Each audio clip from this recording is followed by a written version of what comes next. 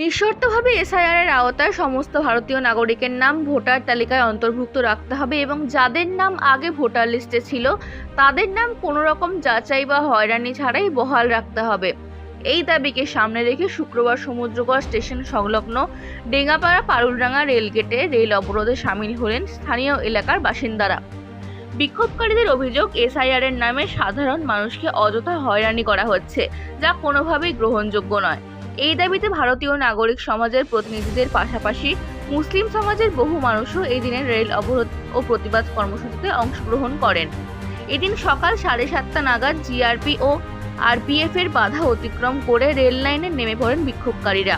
এর ফলে সকাল 7:50 থেকে 8:02 পর্যন্ত ডাউন হাওড়া কাটোয়া লোকাল ট্রেনটি আটকে পড়ে, যার জেরে কিছু সময়ের জন্য রেল চলাচল ব্যাহত হয়।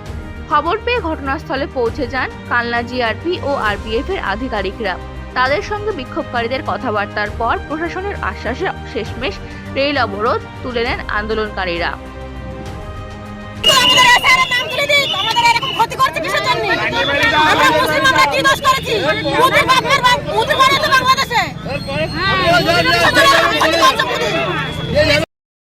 আমাদের যেহেতু আমাদের ডাক ছিল এসআইআর-এর নামে হয়রানি করা হচ্ছে মানুষের, সেই মানুষকে হয়রানি করা চলবে না।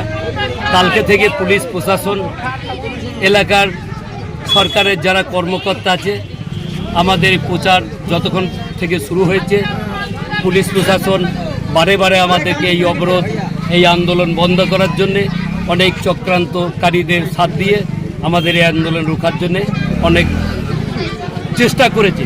কিন্তু মানুষ, এলাকার জনগণ যাদের এসআইআর-এর নাম থেকে তালিকা থেকে বাদ দিচ্ছে, যাদের নোটিশ করেছে, সেই মানুষগুলো আরও পথ চলতি মানুষ, প্রশাসনের বন্ধুরা আজকে এসে যেটুকানি সহযোগিতা করেছেন। আমাদের এই আন্দোলনটা জিয়ে থাকবে, এই আন্দোলন থেমে থাকবে না।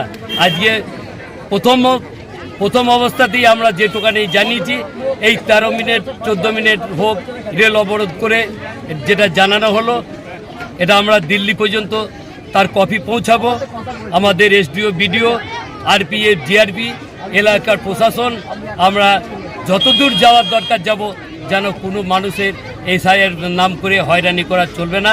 এবং ক্যাম্প যদি করতেই হয়, হিয়ারিং যদি করতেই হয়, প্রত্যেকটা বুথে বুথে হোক, নতুবা পারুলডাঙ্গা নসরতপুর হাই স্কুল আছে আমাদের লোকালে, সেই পারুলডাঙ্গা নসরতপুর হাই স্কুলে আপনার ক্যাম্প বসুক, ক্যাম্পের মাধ্যম দিয়ে আমাদের হিয়ারিং হোক, হিয়ারিংয়ের নথিপত্র যেমন নেবে আমাদের তেমন রিসিভ কপি দিতে হবে। এই দাবি নিয়ে আজকে আমরা রাস্তায় নেমে। এটা কোন জায়গায় অবরোধ হলো? আজকে এটা এই ডাঙ্গাপাড়া পারুলডাঙ্গা রেলগেট। কোন ট্রেনে অবরোধ করলেন? এটা হচ্ছে আপনার ওই 8টার লোকাল, ওটা আছে হাওড়া লোকাল। কতক্ষণ অবরোধ ছিল? কতক্ষণ অবরোধ করলেন? না, 13 মিনিট ছিল। 13 মিনিট। আমার নাম রফিজুল শেখ, ডাক নাম কালো।